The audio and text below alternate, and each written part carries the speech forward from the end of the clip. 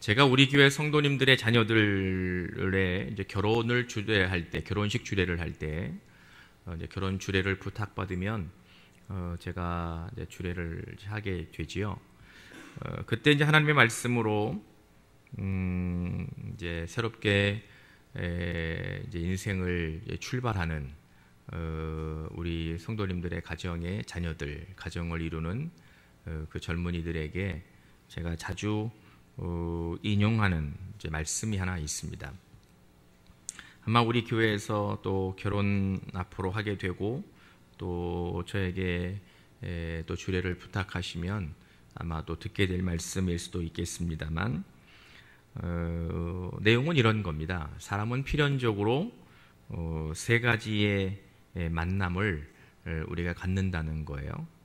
하나는 부모님과의 만남, 이건 뭐 우리의 선택이 아닌데, 다른 하나는 이제 뭐 결혼을 하는 사람들에게 제가 권면하는 말씀이기 때문에 이제 부부로서의 만남, 그리고 이제 세 번째는 하나님과의 만남. 이 만남이 우리의 행복을 결정합니다. 이 세 가지의 만남이 우리의 삶을 행복하게 하는 가장 중요한 요소가 되는 거지요. 결혼도 이러한 만남들 중에 하나여서 이전까지는 이제 서로가 서로를 모르는 채 뭐 한 20년, 30년 가까이 이렇게 살다가 이제 한 몸을 이루는 결혼 그 자체가 신비하고 거룩한 그러한 만남이 되는 거지요. 결혼을 통해서 하나님께서 하나님의 아름다운 공동체인 가정을 이루게 하시고, 또 그것을 통해서 또 하나님께서 새로운 생명을 허락하시기 때문에 이 두 사람, 이제 결혼하는 신랑과 신부의 만남이 얼마나 소중하고 귀한 것인지 잊지 않아야 된다, 이런 이제 권면을 제가 하곤 합니다. 그런 것 같습니다. 우리가 세상을 살아가면서 가장 중요한 것들 중에 하나가 바로 이제 사람과의 만남이라고 할 수 있겠지요. 어떤 사람을 만나느냐에 따라서 내 삶이 기쁘고 또 의미가 있고 행복한 인생의 여정이 될 수도 있고요. 그 반대로 불행에 빠질 수도 있습니다. 불행해질 수도 있지요. 저와 여러분들이 지금껏 살아오면서 아마도 많은 사람들을 만나고 또 헤어지고 또 그 만남은 지금까지 유지되는 만남도 있겠지요. 그들 중에 뭐 현재는 더 이상 볼 수 없는 관계가 되어버렸을 수도 있지만, 생각하면 할수록 기분 좋은 느낌으로 남아있는 사람들이 있지요. 아마 이렇게 여러분들 머릿속에 누군가가 다 떠오르지 않을까요? 저도 생각나는, 지금은 자주 만나지 못하지만 그 사람을 생각할 때마다 기분이 굉장히 좋고 편안하고 또 보고 싶고 그립고 이러한 느낌을 갖는 사람이 있지요.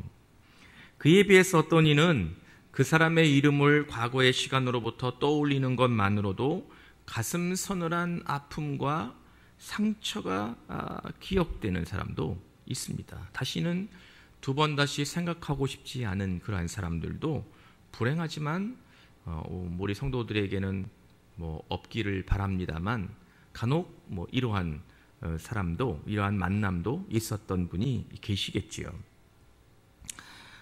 아마 어떤 분은 여러분들에게도 지금까지 곁에서 귀한 인연으로, 소중한 사람으로 여러분들에게 힘이 되고 위로가 되고 늘 기쁨이 되는 그러한 만남이 지금까지 유지되는 분들도 아마 계시리라 생각합니다.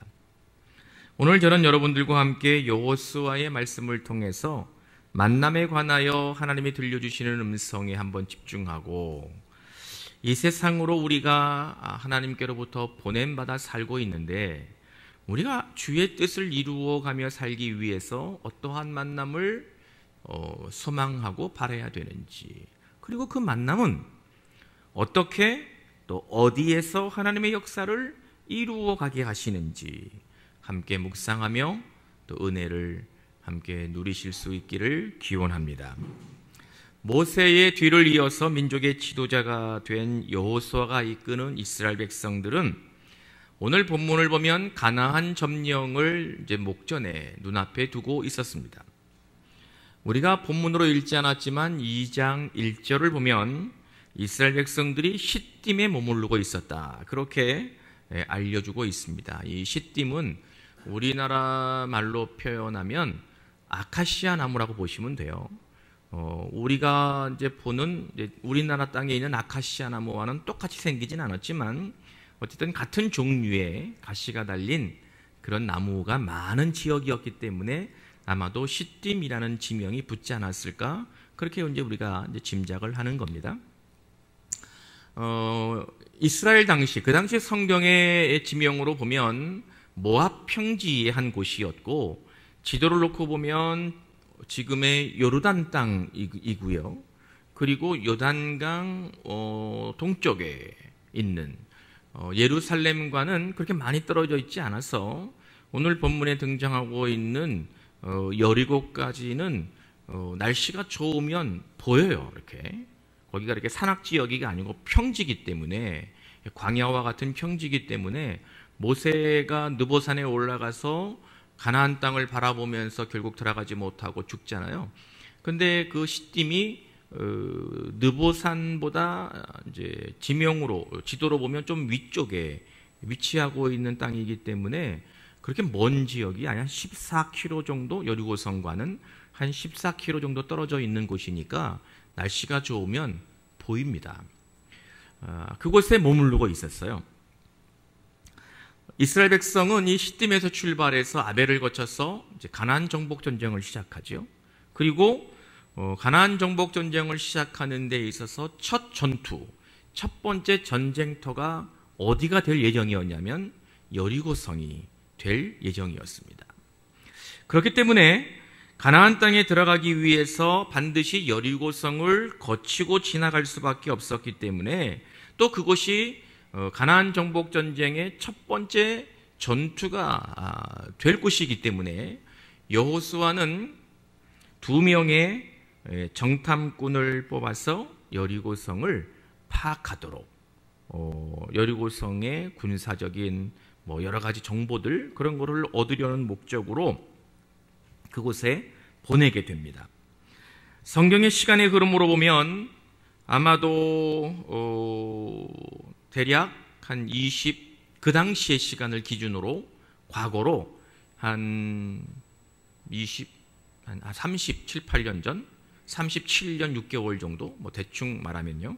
그 정도의 이제 모세가 애굽에서 나와서 가데스 바네아에 머물러서 가나안 땅에 들어가기 위해서 각 지파에서 12명의 정탐꾼을 뽑아서 가나안 땅을 정탐하게 하지요. 그리고 그들이 가나안 땅을 두루두루 살피고 가데스 바네아에 머물고 있었던 이스라엘 백성들, 모세에게 와서, 혹시 여러분들 성도들 중에 이 사건을 기억하고 계시는 분들이 계시겠지만 보고를 합니다. 12명 중에 단 2명, 오늘 본문의 주인공으로 등장하고 있는 여호수아와 갈렙만 우리가 하나님의 눈으로, 믿음의 시각으로 가나안 땅을 봐야 된다. 하나님이 우리와 함께 하시기 때문에 우리는 그 땅을 능히 점령하고 그 땅을 차지할 수 있다. 하나님이 우리에게 그 땅을 주시겠다고 약속하지 않았느냐. 우리가 그 땅에 들어가면 된다. 그 땅에 들어갑시다. 그렇게 이야기했어요. 12명 중에 2명인 여호수아와 갈렙만 이러한 믿음의 주장을 했고, 나머지 10명은 말도 안 되는 소리라고 그랬지요. 우리 거기 들어갔다 우리는 메뚜기와 같고 그들은 거인과 같아서 싸움 해봤자 많아 우리는 다 죽는다. 뭔 소리냐, 가면 큰일 난다. 되돌아가자. 이러한 이야기를 한 것 때문에 결국 이스라엘 백성들은 2년 6개월 정도를 애굽으로부터 광야를 거쳐서 가데스 바네아에 들어와서 들어가면 됐을 뻔했는데 결국 2년 6개월 걸어온 거를 들어가지 못하고 나머지 40년 동안을 그 광야에서 유랑하면서 보내게 되죠. 결국 믿음의 눈을 가지고 가나안 땅으로 들어가자고 이야기했던 여호수아와 갈렙을 제외한 나머지 모든 사람들은 애굽으로부터 나온 광야 1세대라고 이제 우리가 이야기할 수밖에 없는 사람들. 우리가 왜 그 사람을 광야 1세대라고 이야기하냐면 그들이 광야에서 40년간 살면서 여호수아와 갈렙을 제외한 모든 사람들이 다 죽었기 때문입니다. 가나안 땅에 들어가자고 나왔는데 노예로 살 수 없어서 하나님이 그들을 해방시켜서 가나안 땅으로 그들을 인도하시려고 그들을 불러서 건져내셨는데 결국 그들은 믿음이 없는 모습으로 인하여 가나안 땅에 들어가지 못하고 광야에서 다 죽었습니다. 그래서 우리가 그들을 광야 1세대라고 부르는 거예요. 그러면 가나안 땅에 누가 들어가느냐? 오늘 본문의 가나안 정복 전쟁을 시작하는 사람들은 누구냐? 여호수아와 갈렙을 제외한 광야에서 40년간을 살면서 그곳에서 태어난 광야 2세대가 되는 거죠. 애굽에서 생활을 해보지 못한, 애굽의 교육을 부모님으로부터만 들었을 뿐이지 자기는 애굽에서 노예로 살아보지 않았던 광야에서 태어난 자들이 바로 오늘 본문에 등장하고 있는 사람들입니다. 그들 중에 두 사람이 여리고성을 정탐할 정탐꾼으로 뽑히게 된 거죠. 결국 우리는 이 말씀을 통해서 이 여호수아가 오래전에 있었던 사건을 생생하고 기억하고 있었기 때문에 그는 모세와는 다르게 믿음을 가지고 있는 정탐꾼 2명, 다시 말하면 세상의 눈을 가지고 여리고성을 볼 사람이 아니라 믿음의 시각을 가지고 하나님의 눈으로 여리고성을 탐지할 사람이면, 믿음 있는 두 사람이면 충분하다고 본 거지요. 12명 필요 없는 거예요. 12명 필요 없이 믿음 있는 두 사람이면 충분할 거라고 생각한 여호수아는 각 지파에서 1명씩 뽑아 12명을 만든 게 아니고 믿음 있는 정탐꾼 2명을 뽑았습니다. 그러고 보면 오늘 본문의 정탐꾼이 2명, 2라는 숫자는 그냥 단순히 등장한 것이 아니라 12보다, 12보다 큰 2명, 12보다 훨씬 큰 이 2명을 우리에게 보여줘서 하나님의 뜻, 오래전에 있었던 그 사건을 통하여 하나님이 어떻게 역사하시는지를 보여주는 믿음의 수단, 도전이 되는 숫자이라는 것을 깨달을 수 있기를 주님의 이름으로 기원합니다. 그러고 보면 믿음이 없는 다수보다 믿음 있는 소수가 하나님의 역사를 이루어가는 겁니다. 믿으시면 아멘 하십시다. 그렇지요. 그렇습니다.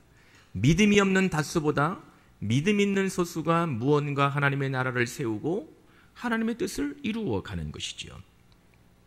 2명의 정탐꾼은 상징적으로 여호수아와 갈렙을 나타내는 거죠. 그러고 보면 오래전에 있었던 일이지만 역사가 반복된다고 그러잖아요. 마찬가지로 이 2명의 정탐꾼은 이름이 등장하고 있지 않지만 엄밀한 의미로 보면 오래전 그들이 기억했던, 그들이 부모 세대에 겪었던, 어떻게 보면 광야 1세들은 굉장히 불행한 사람들이지요. 부모들이 다 광야에서 죽었단 말이에요. 그리고 그들이 왜 그렇게 살 수밖에 없었는지를 부모로부터 들었지 않았겠습니까? 그러니까 이름이 없는 이 정탐꾼 2명은 결국 여호수아와 갈렙을 상징적으로 우리에게 보여주고 있는 사람, 숫자라고 볼 수 있습니다. 엄밀하게 보면 사실은 이게 하나님의 눈으로 믿음의 시각을 가지고 여리고성을 정탐하는 거기 때문에 사실은 이것도 보낼 필요도 없는 일이었습니다. 하나님이 하시는 일이기 때문에 뭐 미리 가서 볼 필요가 뭐가 있겠어요. 그도 그럴 것이 이 2명의 정탐꾼이 한 일이란 여리고성에 들어가자마자 여리고성 왕에게 스파이가 잠입됐다는 것을 발각됩니다. 그리고 바로 쫓겨요. 뭘 해보지도 못했어.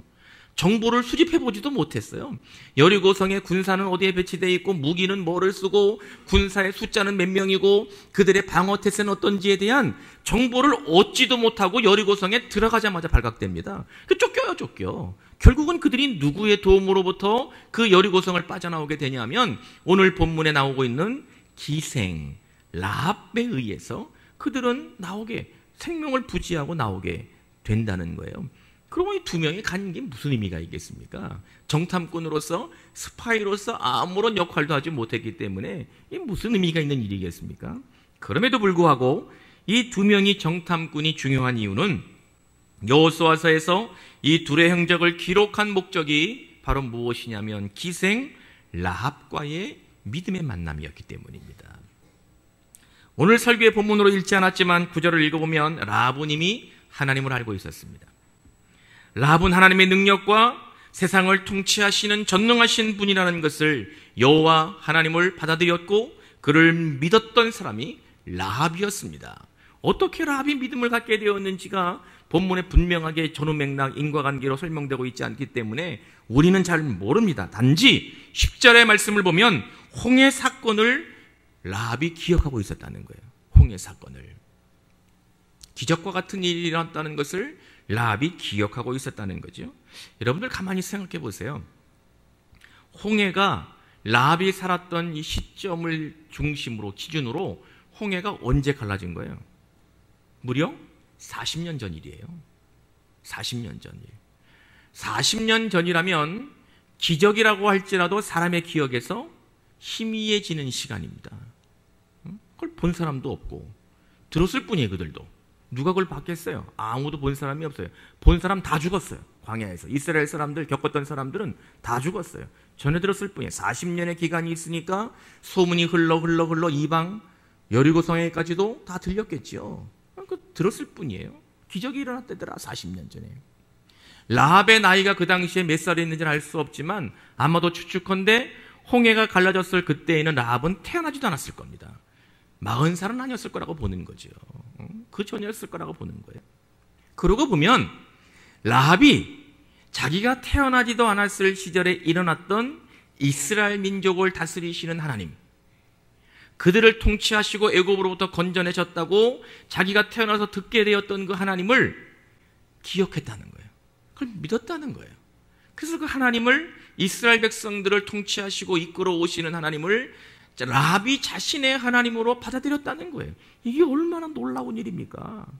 누가 전해줬겠어 이거를? 누가 라합에게 전도했겠습니까? 소식을 듣고 안 거예요 그냥. 여리고성에 있는 다른 모든 사람들은 그 사건을 들어서 그들도 알고 있었지 않았겠습니까? 라합이 알았다면 여리고성에 사는 사람도 다 알았겠지요. 그런데 그들은 누구도 그걸 인정하지 않았어요. 40년 전에 일어난 일이기 때문에 그거 뭐 있으나 마나한 일, 정말 있었는지 없었는지 일인지도 의심되는 그러한 일로 치부해버리고 무시해버렸단 말이죠. 그리고 그들 또한 이스라엘 백성들이 자기들이 직접 보진 않았지만, 아니 뭐 본 사람도 뭐 그 중간에 있을 수 있겠죠. 지금 미디안 광야에서 40년을 지금 저러고 있다는데 그들을 다스리시고 그들을 이끌어 가시는 하나님, 그들의 삶에 역사하신 하나님을 그들이 듣고 이스라엘 백성들이 그 땅에 40년간을 유랑하며 살고 있다는 것을 여리고성 사람들이 모르지 않았을 텐데, 그들은 다 그걸 인정하지 않고 하나님의 도우심을 받아들이지 않았지만 유독 라합만큼은 40년 전에 일어났던 일, 자신이 보지도 못한 일이고 자신이 태어나기 전에 발생했을 법한 그러한 일이고 누구로부터 직접 들은 일도 아닌 그 일, 그리고 이스라엘 백성들을 40년간을 하나님이 광야에서 지키고 그들을 인도하신다는 그 사실을 그가 듣고 하나님을 믿었다는 거예요. 이게 얼마나 놀라운 일입니까? 가만히 생각해 보면 놀라운 일이 아닐 수 없어요. 라합의 믿음이라는 건. 그렇게 믿으라고 해도 안 믿는 세상인데 라합은 그 말을 듣고 하나님을 신뢰하고 우주의 통치자가 되시고 이스라엘 백성들을 다스리시고 역사의 주관자가 되시는, 생명의 주가 되신 하나님을 라합이 믿었다는 겁니다. 그래서 그는 두 명의 정탐꾼에게 뭐라고 9절에 고백하냐면 여호와께서 이 땅을 너희에게 주실 줄 내가 아노라. 아멘. 여러분들, 이 믿음이 어떻게, 이 고백이 어떻게 나오겠어요? 여호와께서 여리고성을 너희에게 주실 줄을 내가 믿노라. 내가 인정한다는 거예요. 누구도 이런 생각을 못하고 있었는데 라합만 여호와께서 이 땅을 너희에게 주실 줄을 내가 믿노라. 놀라운 믿음의 고백을 하고 있는 거지요. 동일한 사건이 목도되더라도, 똑같은 이야기를 들었다 할지라도 무언가 깨닫고 새로운 결단을 하는 사람이 있는 반면, 같은 이야기, 같은 사건, 같은 상황, 동일한 시간대에 있었음에도 불구하고 아무런 느낌도 못 받고 도전도 받지 못하고 그대로 사는 사람들도 있습니다. 오늘 동일한 예배를 우리가 드리고 있지만 오늘의 예배를 통해서 하나님을 경험하고 은혜를 체험하고 하나님의 역사를 믿고 하나님의 풍성한 기쁨을 누리는 성도들도 있지만, 동일한 시간, 동일한 장소에 여러분들이 앉아 있을지라도 이 예배가 여러분들에게 아무런 의미 없이 지나가는 한 시간으로 치부되는 분들도 계시지 않겠습니까? 안타까운 일이지만 얼마나 속상한 일입니까? 이 귀한 시간. 기적이 일어나면 모든 사람들이 다 하나님을 믿을까요, 여러분들? 그럴 것 같지 않아요, 우리가? 기적이 일어나면 죽은 자가 살아나고 불치병이 고쳐지고 해결되지 않았던 문제가 해결되고 막 이러면, 기적 같은 일들이 일어나면 이 땅의 모든 사람들이 다 하나님을 믿을까요? 저는 그렇다고 보지 않습니다. 누가복음에도 그러한 사건이 있었지만 그게 그런 게 아니에요. 기적이 일어난다고 모든 사람들이 다 하나님을 믿는 게 아니에요. 오늘 예배 시간에 우리가 생각하지 못했던 기적과 같은 일들이 일어나면 다음 주일에 이 지역에 사는 사람들이 그 이야기를 듣고 다 우리 교회로 몰려올까요? 그렇지 않을 겁니다. 그럴 리가 없어요. 기적은 그 기적을 기적으로 보는 사람들에게만 기적이 되는 거예요. 기적은 그 기적을 기적으로 듣는 사람만 기적이 되는 거예요. 아무리 기적이 일어난다 할지라도 기적을 기적으로 인정하지 않으면, 그 역사하신 하나님을 경험하지 못하면 그거는 그냥 나와는 아무런 관계없는 그냥 그런 이야기일 뿐인 거예요. 중요한 건 하나님의 역사하심에 대하여 내가 열린 마음을 가지고 그분의 인도하심에 우리의 역사에 개입하시고 우리의 삶을 이끌어 가시는 하나님에 대한 이 명백한 진리를 알고자 하는 이 열망, 열린 마음, 심성을 가지고 있느냐가 중요한 것이지, 그래야지 하나님이 말씀하실 때 우리는 그 말씀에 반응하게 되는 겁니다. 그래야지 성령께서 우리의 마음의 문을 두드리실 때 우리의 마음의 문을 열고 성령이 내 삶에, 나의 인생의 주인공으로 들어와 임재하시도록 결단하고 성령을 모실 수 있는 겁니다. 그래야지만 말씀이 선포될 때 그 말씀이 나의 삶을 변화시키는 하나님의 능력이 되는, 주의 음성이 되는 것으로 듣는 것이지, 아무리 기적이 일어난다고 할지라도, 성령이 여러분들의 마음을 두드린다 할지라도, 하나님이 오셔서 여러분들의 삶을 축원한다 하실지라도, 기적이 일어난다 할지라도 받아들일 마음이 없으면, 우리의 마음의 문을 열지 않으면, 내 마음을 굳건하게 닫고 그걸 들으려고 하지 않으면 나랑 아무런 관계없는 거예요. 라합은 믿음의 사람이었습니다. 여리고성의 그 누구도 홍해의 사건, 40년간 광야를 유랑하며 살고 있는 이스라엘 백성들을 지키고, 그 덥고 그 무더운 생존하기 힘든 그 땅에서 40년간을 지키고 계시는 그 하나님에 관한 소식을 여리고에 있는 모든 사람들이 들어서 알았음에도 불구하고 그들 중에 아무도 하나님을 인정하지 않고 여호와의 살아계심을 받아들이지 않았지만, 라합만큼은 하나님을 향한 열린 마음이 있어서 여호와를 인정하고 하나님의 통치를 그가 고백하고 하나님을 향한 믿음을 가진 사람이 되었다는 겁니다. 할렐루야, 할렐루야. 우리 저와 여러분들이 라합과 같은 믿음을 가져야 되지 않겠습니까? 라합과 같은 믿음을.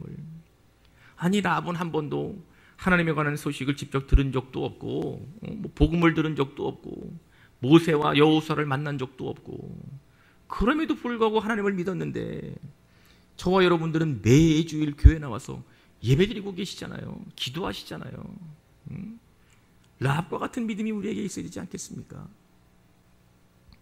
여호수아에 의해서 하나님을 신뢰하는 믿음의 정탐꾼으로 선발되었던 2명의 여리고성으로 들어간 이 정탐꾼들은 벌써 하나님께서 역사의 주관자시고 이스라엘 백성을 인도하고 계신다는 것을 인정했던 믿음을 가진 라합과 드디어 만나게 됩니다. 그들을 만났을 때의 모습을 우리가 오늘 본문으로 읽었습니다. 13절, 나의 부모와 나의 남녀 형제와 그들에게 속한 모든 사람을 살려주어 우리 목숨을 죽음에서 건져내라. 라합은 하나님 은으로 인하여 자기가 살 것이라는 걸 의심하지 않고 믿었습니다. 14절 후반부에 보면 여호와께서 이 땅을 우리에게 주실 때에 인자하고 진실하게 너를 대우하리라. 아멘. 그러고 보면 믿음의 사람이 만나면 어떠한 일이 일어나느냐? 생명을 살리는 역사가 일어납니다. 할렐루야, 할렐루야.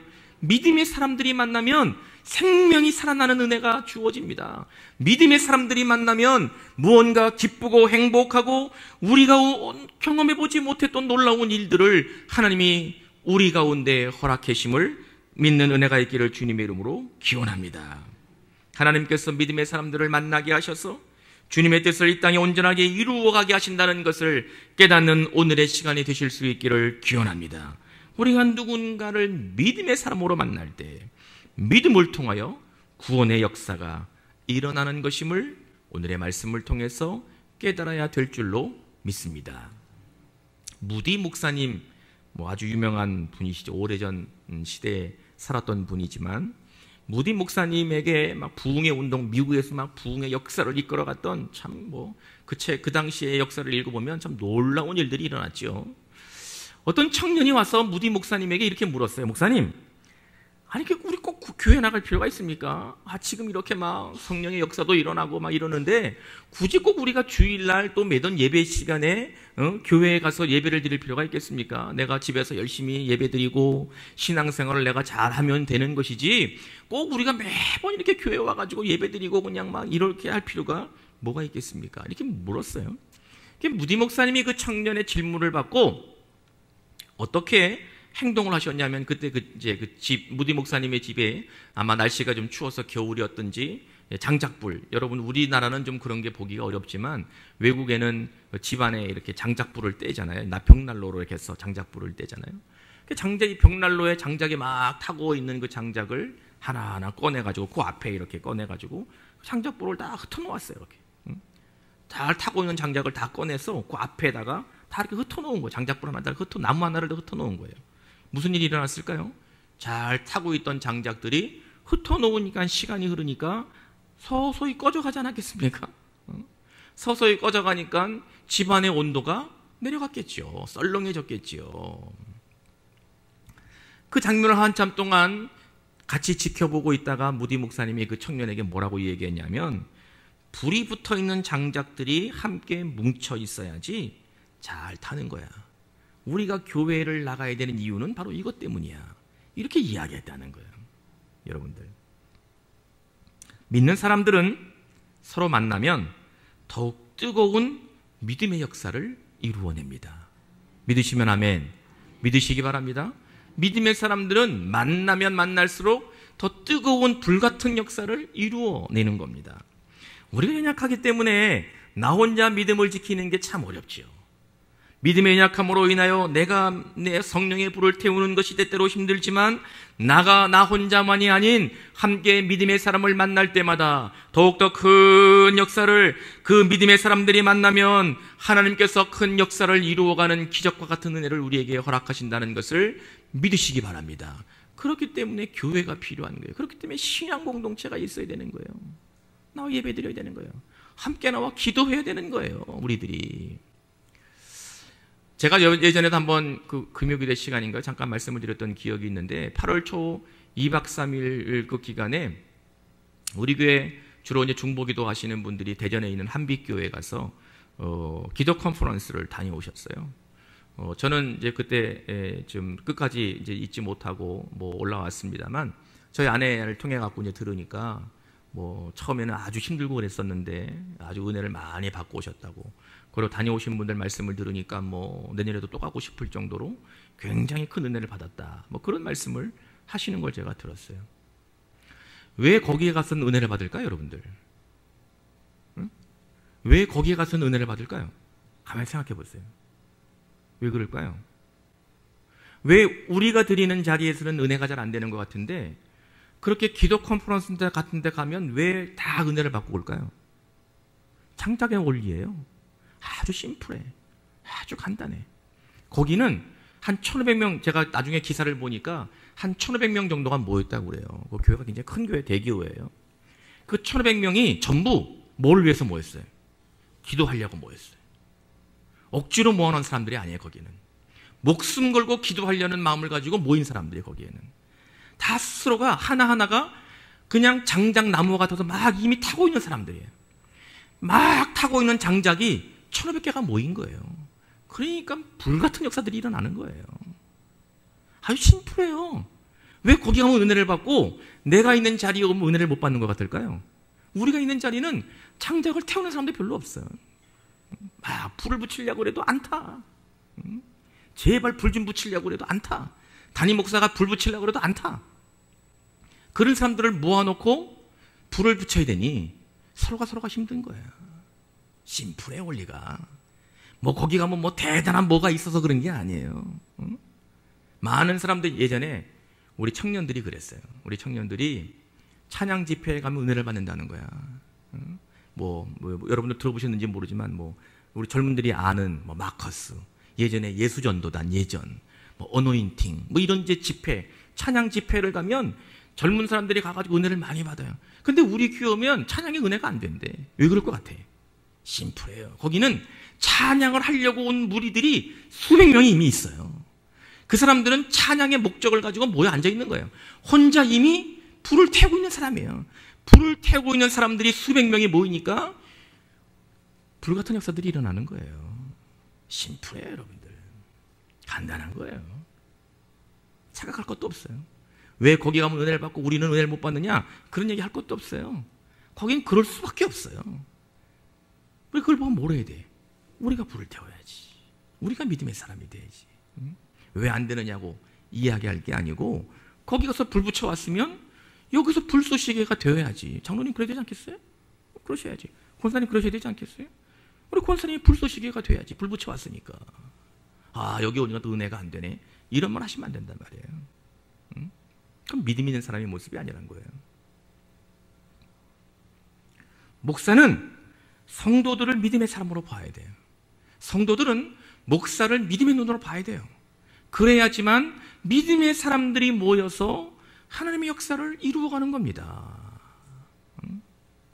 교회 공동체 안에서 믿음의 사람들이 우리가 모여야 돼요. 저와 여러분들은 하나님의 믿음의 사람들로 모이고 만나도록 우리를 부르시고 이 자리에 모아두신 거예요.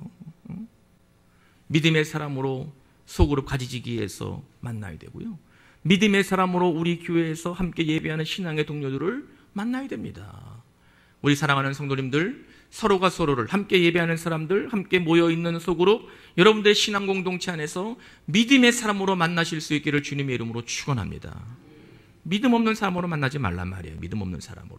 쓸데없는 얘기는 하지 말고, 안 된다느니 뭐 왜 이러느냐니 그런 얘기는 하지 말고, 믿음 없는 사람으로 만나지 말라는 거예요.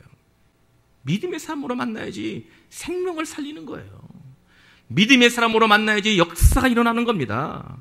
믿음의 사람으로 만나는 우리 성광의 모든 성도들 되실 수 있기를 주님의 이름으로 축원합니다. 우리는 믿음의 눈으로 만날 운명을 가진 성광교회 성도들입니다. 이 땅에 주님의 보혈의 대가로 세우신 우리 성광교회 공동체 안에 여러분들을 이 자리에 이 시간 세우신 이유는 믿음의 사람으로 만나서 하나님의 역사의 주인공으로 주께서 사용하시려고 우리를 이 자리에 불러 모으신 줄로 믿으시기 바랍니다.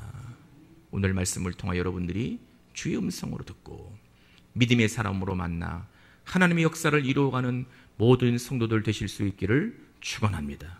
축원합니다. 기도하겠습니다. 전능하신 하나님, 오늘 우리에게 선포하신 말씀이 우리의 삶에서 실제가 되게 하시고 우리 성도들이 믿음의 사람으로 서로 만나 생명을 살리고 구원의 역사를 이루며 하나님의 나라를 이루어가는 우리 성광교회 공동체 되게 하여 주시옵소서. 존귀하신 예수님의 이름으로 기도하옵나이다. 아멘. 오늘 선포된 말씀에 대한 믿음의 결단으로 사도신경을 고백합니다.